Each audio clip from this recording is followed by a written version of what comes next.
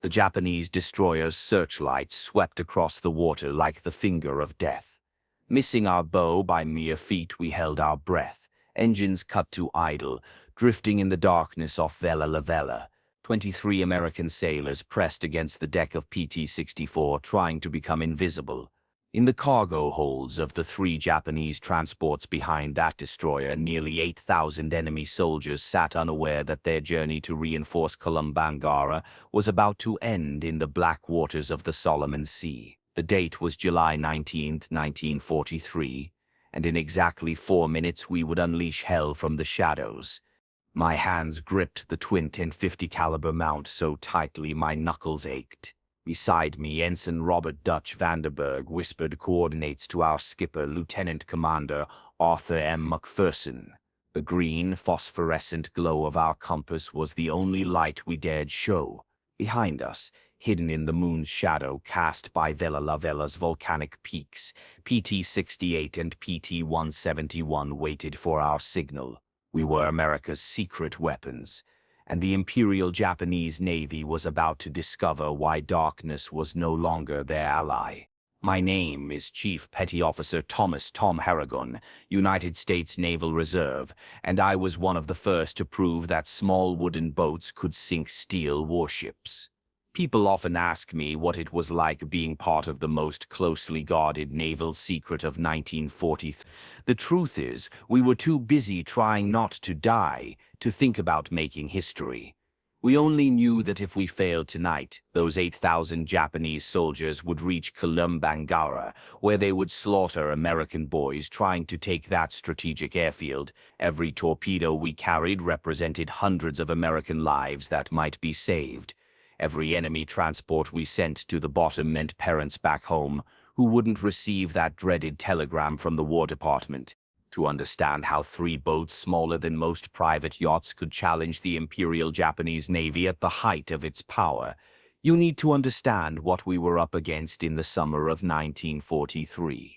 The Japanese had turned night fighting into an art form. Since their victory at Savo Island the previous August, where they sank 4 Allied cruisers without losing a ship, they owned the darkness in the Solomon Islands. Their sailors trained for years in night combat, learning to fight without radar, using only keen eyesight and practiced coordination. They called their nighttime supply runs the Tokyo Express. We called them the Rat Run.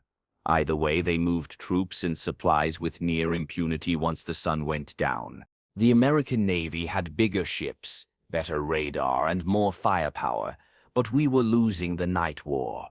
Our admirals, trained in the traditional battle line tactics of Jutland and Manila Bay, couldn't adapt quickly enough to this new kind of warfare. Our cruisers and destroyers, designed for fleet actions in the open ocean, were sitting ducks in the confined waters of the Solomons. We needed something different, something the Japanese wouldn't expect. That something was being built in secret boatyards from New Orleans to New York, and it would revolutionize naval warfare forever. The PT boat, patrol torpedo boat, was born from desperation and American ingenuity. At 80 feet long and 20 feet wide, they were constructed from laminated mahogany plywood, not steel. 3 Packard V-12 engines, modified versions of the Liberty aircraft engine, pushed them to speeds over 45 knots faster than any torpedo or conventional warship. We carried 4 21-inch torpedo tubes with Mark 13 torpedoes, a 20mm Oerlikon cannon, 50 caliber machine guns, and enough ammunition to raise hell for about 15 minutes of sustained combat. After that, we'd better be heading home or heading to the bottom. I first saw a PT boat in February 1943 at the Motor Torpedo Boat Squadron's training center in Melville, Rhode Island. I was a destroyer sailor fresh from convoy duty in the North Atlantic when the Navy asked for volunteers for hazardous duty with experimental vessels. The recruiter wouldn't tell us what these vessels were, only that the casualty rate was expected to be over 50%. Out of 200 volunteers, they selected 40. I made the cut because I could navigate by stars and had small boat experience from growing up on Chesapeake Bay.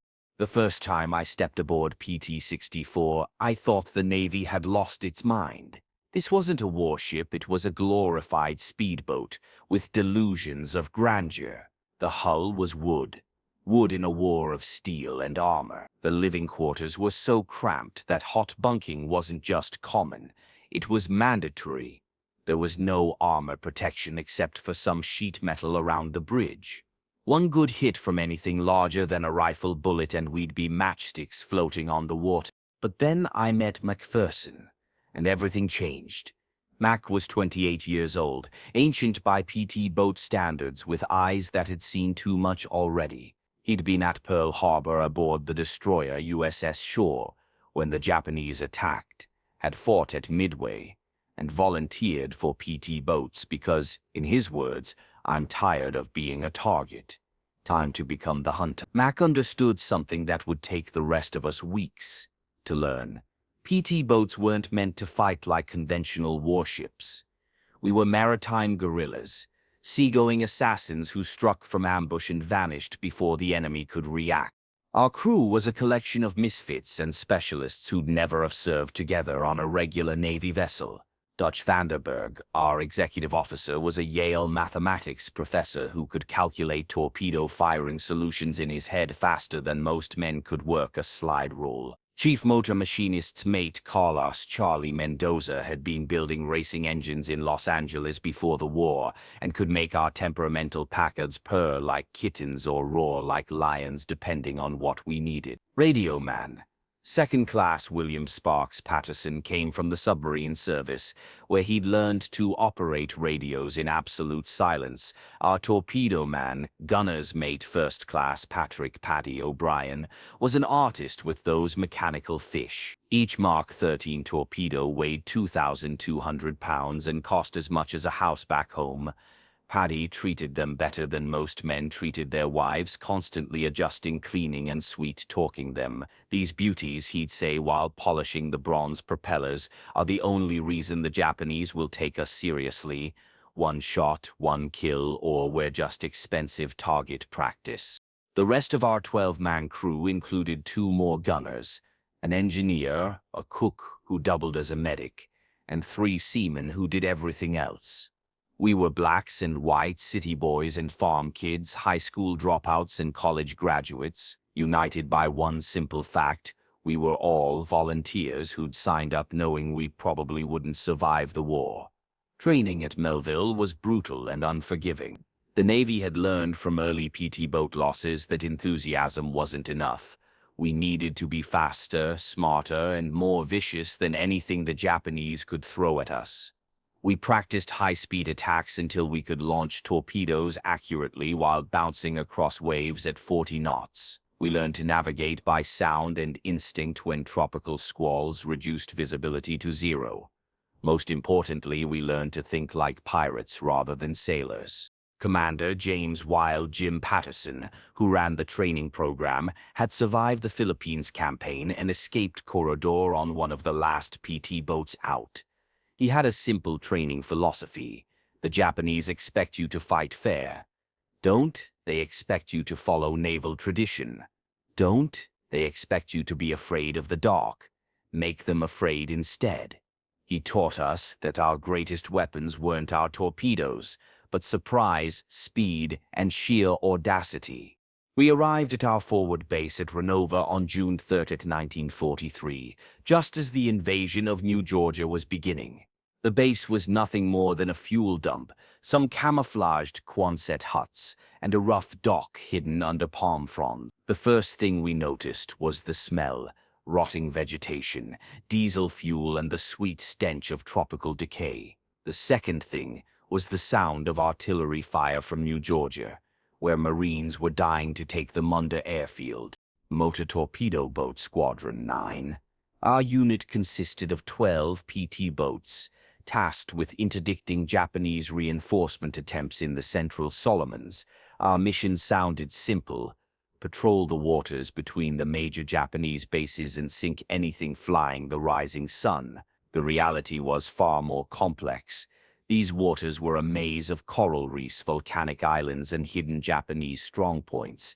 The enemy had seaplanes for reconnaissance, coast watchers on every major island, and destroyer squadrons specifically trained to hunt PT boats. Our first patrol on July 5 was a disaster. 3 boats, including ours, attempted to intercept a Japanese convoy near Vyuzu.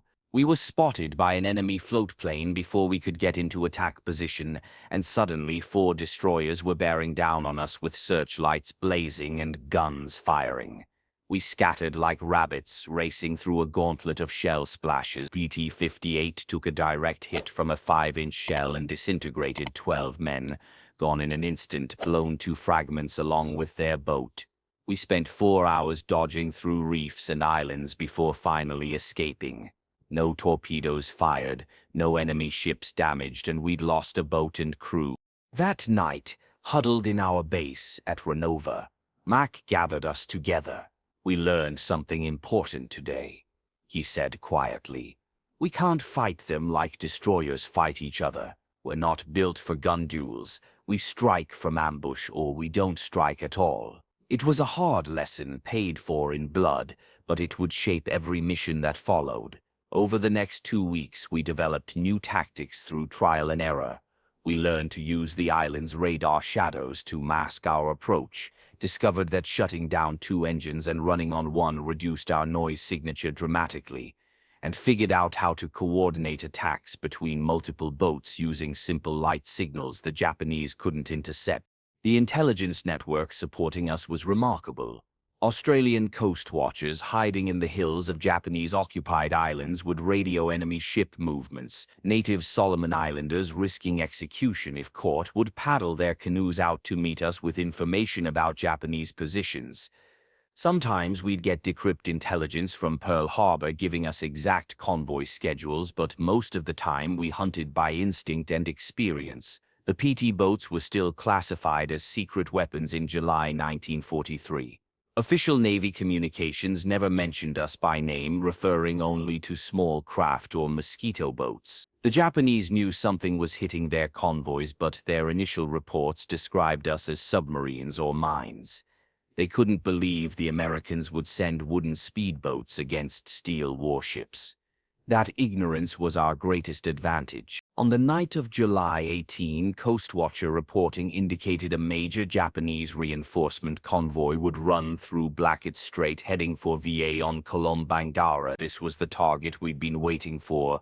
Multiple transports with minimal escort forced to pass through narrow waters where their superior numbers wouldn't help them. Mac volunteered our boat to lead the attack along with PT-68 skippered by Lieutenant Henry Hank Bramwell and PT-171 under Lieutenant J.G. Joseph Joey Antonelli. The briefing that evening was tense. Intelligence estimated 3 large transports escorted by 1 or 2 destroyers carrying elements of the Japanese 13th Regiment elite troops who'd fought in China and the Philippines. These weren't construction battalions or supply troops. These were frontline soldiers who would make our Marines' lives hell on New Georgia. Commander William Bill Specht, our squadron leader, made it clear. "Gentlemen, this convoy cannot reach VA. I don't care if you have to ram those transports.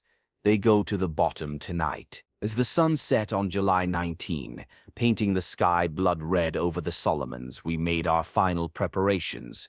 Paddy O'Brien ran through his torpedo checklist for the 5th time, setting the Mark 13s for a depth of 10 feet and a speed of 28 knots. Optimal settings for hitting a loaded transport. Charlie Mendoza had our engines tuned to perfection, mufflers installed to reduce noise. Dutch Vandenberg plotted and replotted our attack approach, calculating currents, wind, and the moon's position. I checked my machine guns one last time, ensuring the ammunition belts fed smoothly. We loaded nothing but armor-piercing and incendiary rounds. Regular ball ammunition was useless against steel ships, but API rounds could penetrate bridge windows, start fires, and suppress enemy gun crews. Every 5th round was a tracer, creating lines of fire that looked like deadly fireworks in the night sky. At 20-30 hours, we slipped our moorings and headed into the gathering darkness. The 3 boats moved in column formation, engines muffled to a low rumble. As we cleared Rendova Harbor, Mac ordered us to test weapons. The night erupted briefly in gunfire as 12 machine guns and 3 20mm cannons barked into the empty sea. Then silence again, broken only by the rhythmic pulse of our engines and the hiss of water along our hulls. The ocean was rougher than we'd hoped, with a 2-foot chop that would make torpedo accuracy challenging. But it also meant our wakes would be harder to spot, and the wave action would mask our engine noise. Every advantage mattered when you were 80 feet of plywood attacking 400 feet of steel. By 200 hours, we reached our ambush position off the north coast of Vella Lavella. Market engines to idle, and we drifted in the darkness, waiting. The only sounds were water lapping against our hull and the distant rumble of artillery from New Georgia. Then, at 23:47 hours, Sparks Patterson picked up a transmission from a coast watcher. 3 large ships, 2 escorts bearing 280 speed, 18 knots, range 15 miles from your position. The hunt was on. Mac started 2 engines, keeping them at low throttle as we moved to intercept. The mathematics was simple but crucial. The enemy convoy was making 18 knots on a steady course. We could make 35 knots without creating too much weight. If we positioned ourselves correctly, we'd intercept them just as they entered the narrowest part of Blackett Strait, where they'd have no room to maneuver. At 00:50 hours on July 20, Dutch spotted them through his binoculars, dark shapes against the starfield, exactly where they should be. The Japanese were maintaining perfect formation, 2 destroyers in the lead, 3 transports following, another destroyer bringing up the rear. They showed no lights, but their size and regular spacing made them easy to track once you knew where to look. Makiev's plan was elegantly simple and incredibly dangerous. PT-68 would attack from the port side, PT-171 from starboard, while we went straight up the middle after the lead transport. It meant passing between the escort destroyers, literally threading the needle between death on either side. But if it worked, we'd cause maximum confusion and have clear shots at all 3 transports. "All ahead slow," Mac whispered. We crept forward at 5 knots, barely moving, letting the convoy come to us.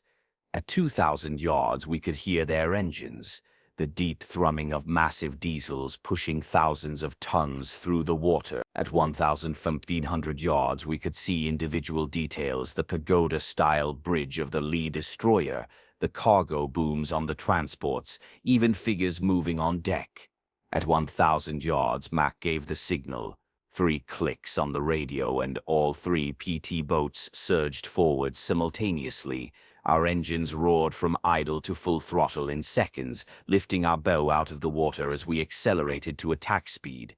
The night shattered as we raced toward the enemy convoy at 40 knots. 3 small craft challenging steel giants. The Japanese were caught completely off guard. Their lookouts, trained to spot submarines or approaching destroyers, never expected attackers moving this fast from this close. We were inside their formation before they could react, racing between the escort destroyers at point-blank range. I opened fire with my twin 50s, raking the bridge of the nearest destroyer, seeing my traces punch through windows and ricochet off steel. Fire 1, fire 2. Paddy launched our first 2 Mark 13 torpedoes at 600 yards, impossibly close range where missing was almost impossible. The mechanical fish leaped from their tubes and splashed into the water, their props already spinning at full speed. Twin wakes of phosphorescent bubbles streaked. A converted passenger liner, carrying over 3,000 Japanese soldiers, was the first target. The destroyer to our starboard finally reacted, swinging its searchlight toward us. The brilliant white beam found us instantly, blinding in its intensity. Immediately, their 25mm fluorescent aircraft guns opened fire, green traces reaching out for us like deadly fingers. Shells splashed around us so close that spray soaked everyone on deck. Then our torpedoes hit. The first struck the transport just aft of the bridge with a thunderous explosion that lit up the night like lightning. The second hit midships, breaking the ship's back instantly. The 8,000-ton vessel lifted partially out of the water, then split in half. Both sections immediately began to sink. Through the searchlight glare and gunfire, we could see hundreds of Japanese soldiers spilling into the water, their screams audible even over our engines. PT-68 struck next, both Mark 13s slamming into the second transport. That ship, loaded with ammunition and fuel for the VA garrison, exploded like a volcano. The blast was so powerful it knocked me off my feet, and a wave of superheated air washed over our boat. Flaming debris rained down around us, starting small fires on our wooden deck that we frantically stomped out. The Japanese destroyers were responding now, but they faced an impossible problem. We were too close for their main guns to depress low enough to hit us, and we were mixed in with their own transports, making it dangerous for them to fire. Their solution was to try ramming us, using their superior size to simply run us down. The nearest destroyer turned hard toward us, its knife bow aimed directly at our beam. At the combined closure speed, we had maybe 10 seconds before impact. Mac threw the wheel hard right and pushed the throttles past their stops. Our engines screamed in protest, but we pivoted like a ballet dancer, missing the destroyer's bow by less than 10 feet. As we passed, I emptied a full belt of ammunition into their bridge at point-blank range, seeing sparks fly as bullets struck home. PT-71 wasn't as lucky. Joey Antonelli had lined up perfect shots on the third transport, but a Japanese destroyer caught them with searchlights before they could fire. The enemy's 25mm cannons found their mark, stitching a line of holes across PT-71's. One shell hit a torpedo, but miraculously it didn't detonate. The warhead needed to be armed by spinning in water before it would explode. Still, Joey had to abort his attack run and flee, streaming smoke and taking on water. We came around for another pass, but the element of surprise was gone. Every searchlight in the convoy was now sweeping the water, and guns of every caliber were firing in all directions. The sea around us was torn by so many shell splashes, it looked like a rainstorm. Worse, the Japanese had finally gotten their 5-inch guns into action, and those could blow us to splinters with a single hit. "Launch remaining fish and get us out of here," Mark shouted over the din. Patty fired our last 2 Mark 13s at the remaining transport, but the ship's captain saw them coming and managed to comb the wakes, turning parallel so both torpedoes passed harmlessly along his sides. Then we were running, all 3 engines at maximum power, weaving between shell splashes as we fled into the darkness. Behind us, the battle continued to rage. PT-68, despite taking several hits, managed to put 1 more torpedo into the already sinking second transport. The ammunition ship's death throes illuminated the entire strait, secondary explosions rippling through her hull as she went down. 2 of the 3 transports were gone, taking nearly 6,000 Japanese soldiers with them. The third transport and the destroyers were undamaged, but thoroughly shaken. We regrouped 5 miles south of the engagement area. 3 boats battered, but still afloat. PT-71 was in the worst shape, with multiple holes at the waterline and 1 engine out. We came alongside and helped transfer wounded crew while our carpenter's mates worked frantically to plug holes with everything from mattresses to life jackets. PT-168 had lost her radio antenna and taken shrapnel damage throughout her superstructure, but remained combat-capable. Our boat had somehow escaped with minimal damage, some shrapnel holes, a burned-out gun barrel from overheating, and scorch marks from near misses. But we were alive, and we'd accomplished our mission. 2 transports definitely sunk, thousands of enemy soldiers killed, and the Japanese reinforcement schedule disrupted. The surviving transport, rather than continue to VA, reversed course and headed back to Rabaul. The journey back to base was tense. Japanese float planes were up at first light, searching for us. We hid in the shadow of small islands, camouflaged with palm fronds, engines off, barely breathing as enemy aircraft droned overhead. It took us 14 hours to cover what should have been a 3-hour journey, but we all made it back to Rendova. The debriefing was exhaustive. Intelligence officers wanted every detail. Japanese tactics, weapon effectiveness, and response times were picked apart during debriefings that lasted for hours. Every detail mattered: how quickly they trained their searchlights, how fast the first 25mm guns opened up, the accuracy of their gunners under surprise conditions, even the angle of their evasive maneuvers once torpedoes were spotted. Intelligence officers wrote everything down, sketching diagrams of enemy formations and calculating how long it took them to react from initial contact to coordinated fire. What we told them didn't just go into a report. It was distributed across the Pacific, from PT squadrons in New Guinea to training centers back in the States. Our one night's work, bloody as it was, would ripple outward to save the lives of men we'd never meet and sink ships we'd never see.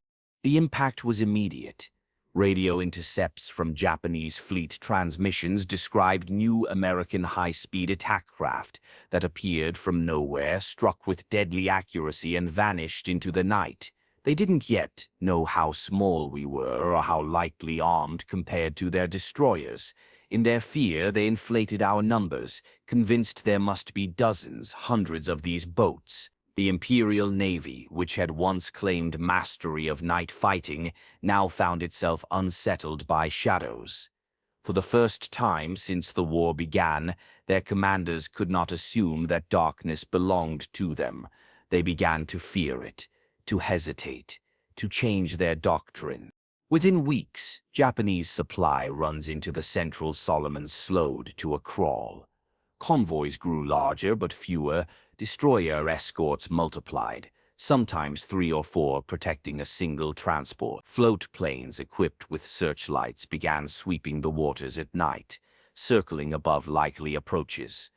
But the more ships and planes they tied up defending their convoys, the fewer they had available for offensive operations. Every additional destroyer guarding a transport was one less to counter American landings or cover their own. The ripple effect was enormous.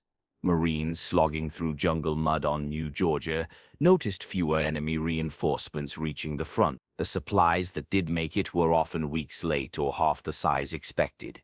Japanese troops, once confident their supply lines were untouchable, found themselves cut off and starving. The psychological effect was greater still. For years, Japanese sailors had believed themselves masters of the night, trained in night gunnery and stealth tactics that had embarrassed Allied fleets early in the war. Now that myth was crumbling. Letters intercepted from Japanese soldiers spoke of convoys that vanished in flame or supplies that never came. Commanders ashore raged at their Navy counterparts for promises broken, troops abandoned, rations dwindling. Fear crept in where once there had been pride. Even when no PT boats were present, every swell, every faint engine noise could spark panic. Their sailors began to imagine us everywhere. Our squadron's success became the foundation for something bigger. The Navy, which had once treated PT boats as little more than experiments, now rushed to expand the program. New bases sprang up across the Solomons, New Guinea, and eventually the Philippines. Improved designs rolled out, boats with radar for navigation and detection, armor plating around the cockpit to give us a fighting chance against machine gun fire, and engines tuned for more reliability under brutal tropical conditions. The lessons we had learned the hard way: how to use island shadows to mask our approach, how to coordinate attacks without radios, how to exploit the enemy's expectations, were codified into doctrine. Young officers fresh from Melville would now arrive in theater with tactics already tested in blood. But the cost was steep, and the ocean remembered every name. 2 weeks after our triumph at Vella Lavella, PT-66 struck a mine while limping home from patrol. There were no survivors. A month later, PT-62 broke down in daylight and was caught by Japanese destroyers. They annihilated her in a storm of fire, leaving only 3 men alive: Joey Antonelli. Joey, who had laughed through training, who had led PT-71 on the wild charge that night, was shot through the heart by a sniper as his boat refueled in a forward anchorage. By the time I rotated stateside in October 1943, our squadron had lost 7 boats and 73 men. 7 wooden hulls gone, 73 sons never returning home. But in exchange, more than 40 Japanese ships had been sunk or crippled, and thousands of soldiers never landed to reinforce their island garrisons. The numbers were brutal, but the calculus was simple. We were replaceable, the enemy was not.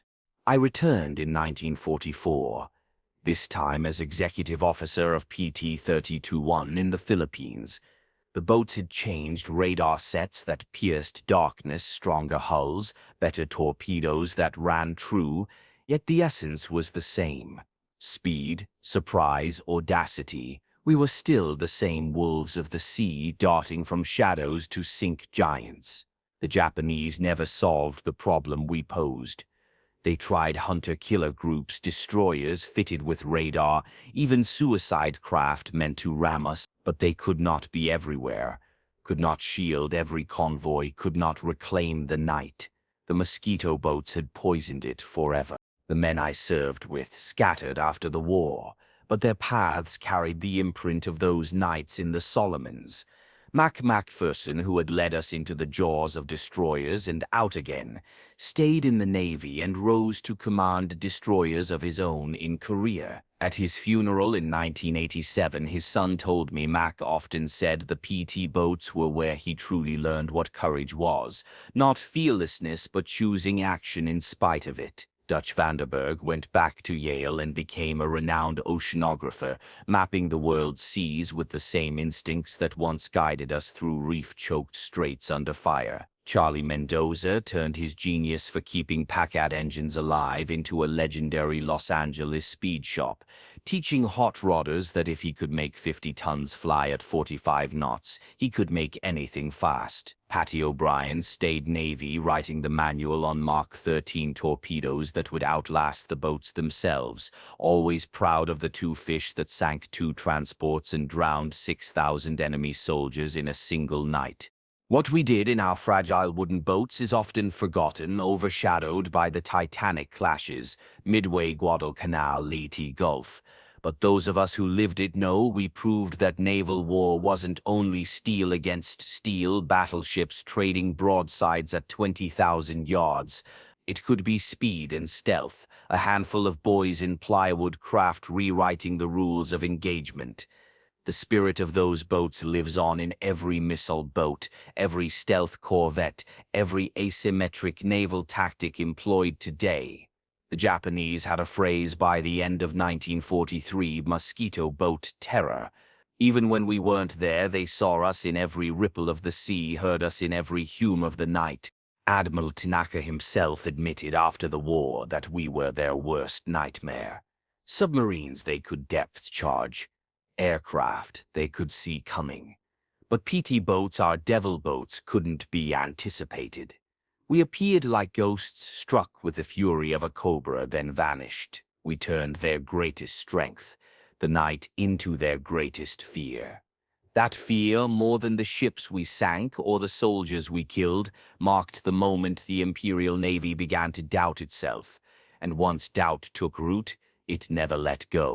When sailors who had trained their entire careers for night combat began fearing shadows instead of mastering them, the psychological battle was already decided. For centuries, the sea at night had been the domain of the bold and the skilled, silent, running quick gunnery and a willingness to fire blind into the darkness.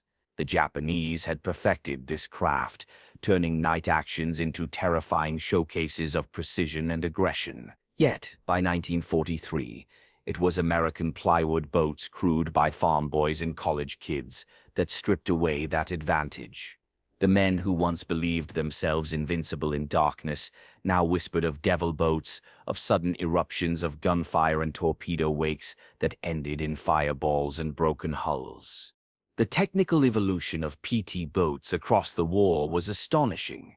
What began as little more than peacetime prototypes, wooden hulls with underpowered engines and unreliable torpedoes, became by 1945 some of the most advanced small combat craft in the world. The Packard engines grew stronger and more reliable, Armor was added around cockpits, radar masts sprouted from decks, and new weapons bristled on every mount: 37mm cannons, 40mm bore-fours, banks of 5-inch spin-stabilized rockets, even crude guided ordnance tested in late war experiments. But no matter how much technology was grafted onto them, their soul never changed.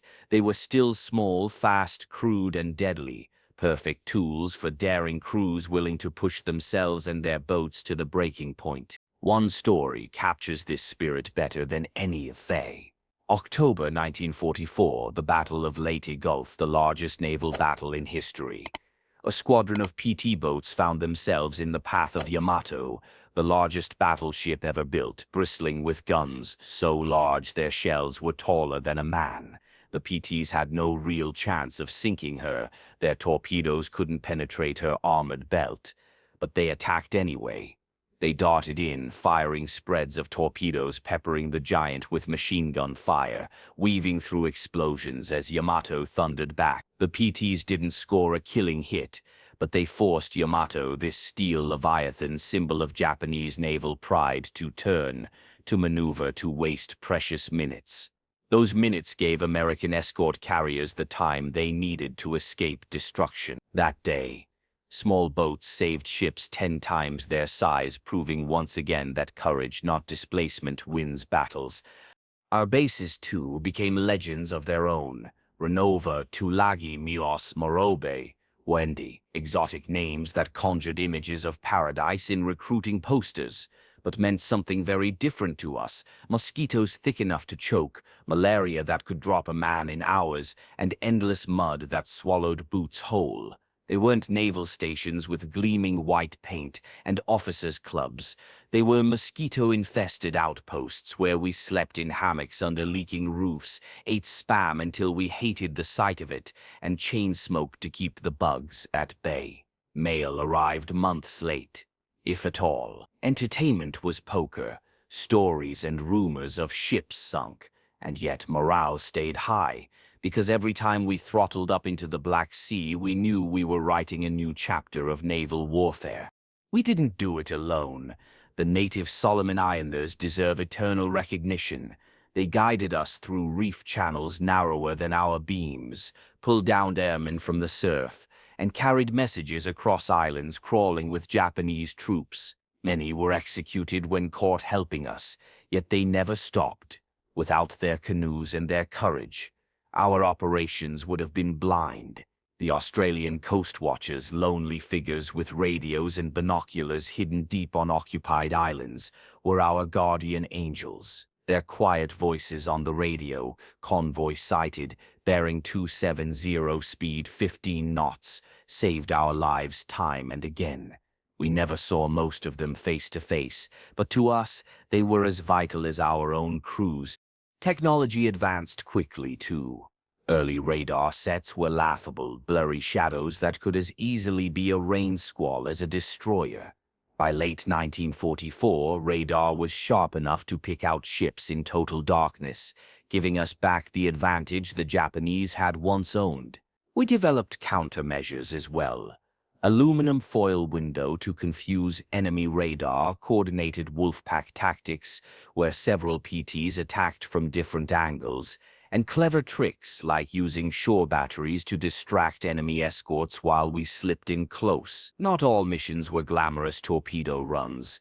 Many were unheralded but vital, inserting coast watchers behind enemy lines, evacuating trapped Marines under fire, hauling ammunition to beachheads at night. In truth, PT boats became the Navy's Swiss Army knife, called on whenever a mission was too dangerous or too strange for anyone else.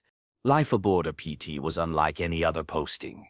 On a destroyer with 300 men, you could remain anonymous. On a PT boat with 12 souls crammed together, you knew everyone's quirks, who snored, who cursed in his sleep, who had nerves of steel, and who quietly vomited before every patrol. That intimacy forged unbreakable bonds. Decades later, at reunions, we laughed and cried together as if no time had passed. We weren't just crews, we were families forged by fire and salt water. The hardships were endless. We ate K rations until our teeth hurt, drank coffee so thick you could stand a spoon in it, and bathed in seawater that left salt crusts on our skin until it cracked. Some crews traded torpedo fuel alcohol for real food. Others fished with grenades just to taste something fresh. Maintenance was constant, more critical than combat itself. Salt corroded metal, heat rotted wood, and a boat that broke down in enemy waters was nothing more than a coffin. Every man became a mechanic, an electrician, a carpenter, and an engineer. Keeping the engines alive was as important as firing the torpedoes. The sea itself fought us too. Tropical squalls could rise without warning, hurling walls of water that tossed us like toys. Lighting fried radios, and the heat dropped men unconscious at their posts. Yet storms could also be allies, hiding our wakes from searching eyes. Navigation was a dark art. Charts were often wrong, reefs shifted, and instruments failed. We learned to read the water's color, the ripple of waves, even the smell of land. By war's end, we carried maps in our minds that no admiral could ever understand. The Japanese adapted, but never fast enough. They built shallow draft destroyers to hunt us, flew patrol planes in coordination with escorts, even tried decoy PT boats captured in battle. For every move we found a counter. The war between us became a high-speed chess match played in black water at 40 knots. The toll was terrible. Friends killed in flashes of light, boats torn apart in seconds, men who broke under strain or who lived only for the next mission. We developed humor darker than the nights we patrolled, naming boats Sudden Death or Grim Reaper, painting torpedoes with cartoon ducks, singing songs about sending Japanese ships to the bottom. It was gallows humor, a shield against the constant knowledge that each mission could be our last. And yet the effect we had reached far beyond the Solomons. PT boats guarded the Normandy invasion against German U-boats, prowled the Mediterranean, and even ran rivers in Europe. Our doctrine spread to navies across the world, shaping how small craft could challenge larger fleets. Looking back, it seems impossible we survived. We were boys playing with lethal toys in the deadliest war of history. We made mistakes that should have killed us, took risks that make me tremble even now. But we also proved something profound, that courage and innovation could topple tradition. That size did not equal victory. That free men in plywood boats could strike fear into an empire. The last PT boat was retired in 1959, but their spirit never left the Navy.